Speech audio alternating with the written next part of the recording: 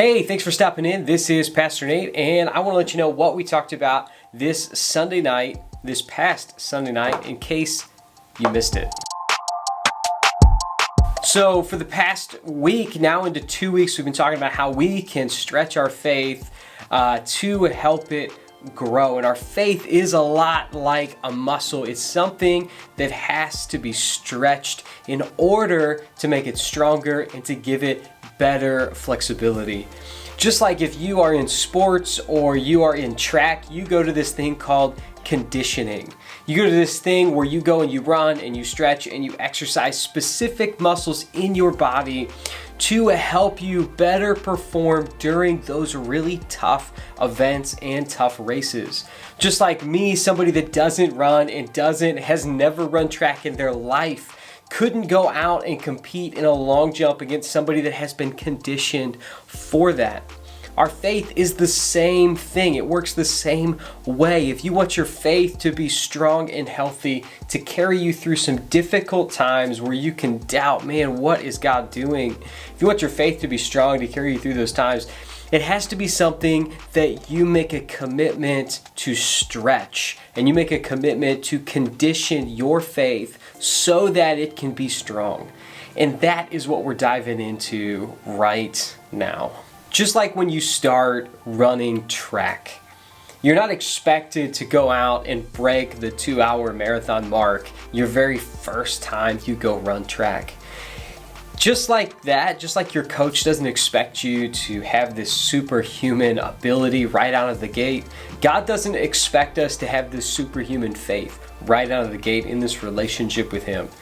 He knows that it's going to take time, and it's going to be a transformation in our life. And Paul is the guy that we talked about last week, and Paul is a great example of transformation and of a before and after kind of thing. Just like if you see people on certain TV shows or maybe in different commercials, there's this very drastic before and after kind of snapshots in their life, and Paul was one of those people. Paul was somebody that was completely and utterly against Jesus' followers in the beginning. He went around and arrested them and persecuted them and even killed them. And then one day he had a crazy encounter with Jesus that completely and radically transformed and changed his life. And from that point forward, his life looked completely different. He was now starting churches, discipling people, and talking about Jesus to the point where he himself got put into prison many times. It was a transformation time for Paul. Last week we talked about a letter that Paul wrote to a church in Rome called Romans, and we talked about some things out of that, how Paul was explaining to them how Jesus was the way to find redemption and transformation in this relationship with God. And he continues on to talk about this transformation in the beginning of chapter 12. He says this, he says, I appeal to you, or I'm begging you, and I want you to know this. He says, by the mercies of God, to present your bodies a living sacrifice, holy and acceptable to God, which is your spiritual worship. So he says, man, by God's mercies and by God's love, he says, I beg you to present your bodies as a living sacrifice. And what he's saying is, it's not as gruesome as it sounds. He says, I want you to be something that you continually offer to God, to say, God, whatever you want with my life, you can have it. As I continue to live, I live my life to you. And this is where we talk once again about this different set of values that we now have as somebody that follows Jesus. He continues on to keep talking about this. He says it's your spiritual worship. This is really what worship is. As you continue to worship God with your life and with your actions and with everything that you do, it's about less of you and more of Him. You understanding how awesome and how amazing He is. But what does this have to do with being transformed and transformation? He keeps going. He says, don't be conformed to this world, but be transformed. He says, don't be conformed to this world. And what he's saying is just like if you were to take liquid and pour it into a bottle of any shape, that liquid is going to conform to the shape of that bottle. That's what conforming is. Paul's saying, hey, don't conform to this world and to this world's value system of it's all about me and it's about what I want when I want it. And everything else that this world has to offer. He says, man, don't conform to that. But instead, as you live in the world, be transformed into something different. And how are you transformed? He says, by the renewing of your mind. By the renewing of your mind. I told a story Sunday night about how we have a washer and dryer, just like most people do. And we used to have well water at our house. And if you've ever had well water, it tends to turn things orange. Because it comes up out of the ground, it's not treated as well, and it will turn things orange. And it turned our washing machine, where you put the soap, is all orange. Now we moved to our new house. The new house doesn't have well water. So we hook the washing machine up, and eventually over time, it will slowly, as we run loads of laundry, be less and less and less orange in there because it's being renewed over and over and over again. Now, I didn't expect it after I run the first load of laundry to be perfectly clean. No, it's something that is a continual process.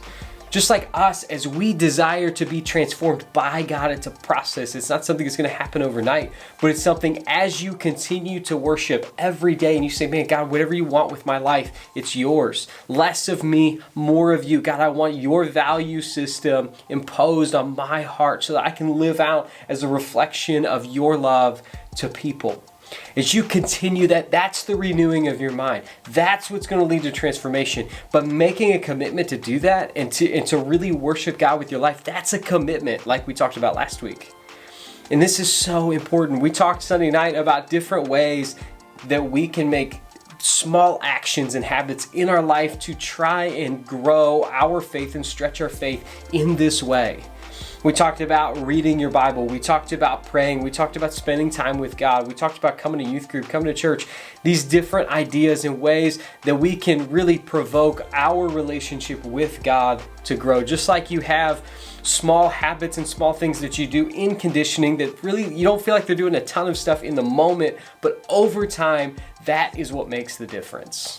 And Paul's writing this in chapter 12 because he wants these fellow Jesus followers to also be transformed from an old set of values to a new set of values, from an old life to a new life. Now it's completely and utterly different. That's what we talked about last week when we talked about baptism and what that represents. That's what Paul wants, from this old life to now this new life that you now live in with this new set of values. And he kind of gives some hints towards this later on in chapter 12. He continues right into this in chapter 12 in verse number 9. He says, let love be genuine. He says, abhor what is evil, hold fast to what is good, love one another with brotherly affections, outdo one another in showing honor. He says, don't be slothful in zeal, be fervent in spirit, serve the Lord, rejoice in hope, be patient in tribulation, be constant in prayer, contribute to the needs of the saints, and seek to show hospitality. He says, bless those who persecute you, and and he says, and do not curse them. Rejoice with those who rejoice, weep with those who weep, live in harmony with one another. And this list goes on and on and on of this different set of values and this different way to live. Living not for yourself, but living for others, and living to be a reflection of God's love to people. As you are now in this relationship with God through Jesus and you've experienced forgiveness and redemption and a new life. That's a lot. That is a ton. And you say, man, how in the world can I ever live my life that way? And that's where I come back to, God doesn't expect you to have superhuman abilities right out of the gate. It's a process that takes a commitment to very small habits in your life to be able to live a life that's completely and utterly different as you allow God's power and God's Spirit to work in you and through you. And that's what we're going to continue to talk about for this month. You can really boil this list, all of these things that Paul is saying, down to just a couple things. You can boil it down to serving, figuring out how God has gifted you and how you can then serve God and serve other people. You can also boil it down to love, that we're to love God and we're to love people. And then you can also boil it down to the fact you're supposed to share. You're supposed to share with people. You're supposed to share in their pain. You're supposed to share in their joy and what goes good in their life. and you're to share your story. All of these different things that we'll continue to talk about, but you can really boil down a lot of what Paul is saying to those things. And this is what this different life looks like. So our life is not just about us and God, but it's about us and God and other people. And that's what Paul's alluding to at the end of chapter 12.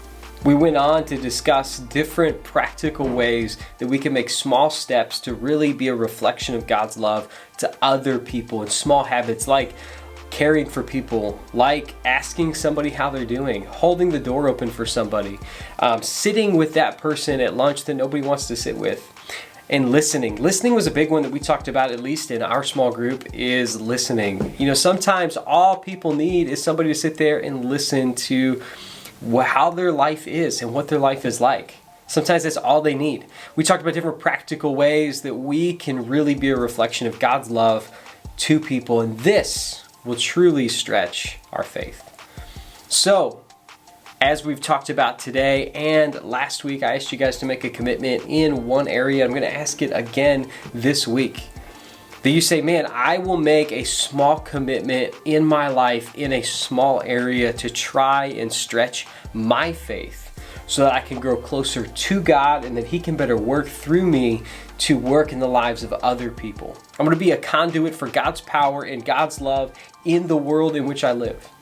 I said you can make a commitment to just show up next week or watch this video next week. Make a commitment to say, man, I really need to love God more. I need to love people more. Or you make a commitment to say, you know what, it's time for me to make a decision and a commitment to say I'm going to follow Jesus with my life. Or maybe your commitment is, I know nothing about what's going on and I'm just going to ask some questions and see where this takes me. Or maybe it's a completely different commitment to say, you know what, I'm going to spend some time and I'm going to care and love somebody this week that maybe doesn't have anybody else that's going to care and love them and listen to them and where they're at. I'm going to be a reflection of God's love to people. Whatever it is, I encourage you, as we continue to talk about stretching your faith, that you'd make some small commitment this week, some sort of conditioning for your faith that will help grow and stretch your faith. Until next week, whether you come in person or you continue to watch this video online, we will see you in the next one.